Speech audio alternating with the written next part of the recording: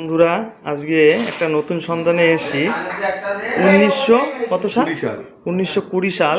এটা হচ্ছে micro oven, অনেক পুরনো, মানে 100 বছরের পুরনো, 104 বছরের পুরনো এই মাইক্রো ওভেন। এটাকে দেখে খুব আমার ভালো লাগলো, তাই ভিডিওটা করলাম। এই দাদা কিনে নিয়ে এসে, দাদার নাম চঞ্চল দে।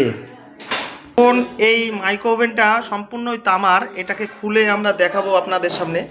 হ্যাঁ, দেখুন এটা কত সুন্দর সিস্টেম। আগে খাবার কিভাবে গরম করতো।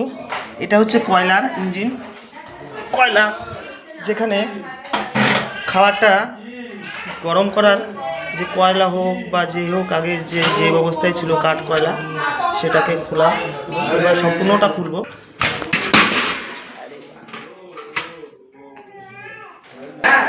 সম্পূর্ণ আটকানো জিনিস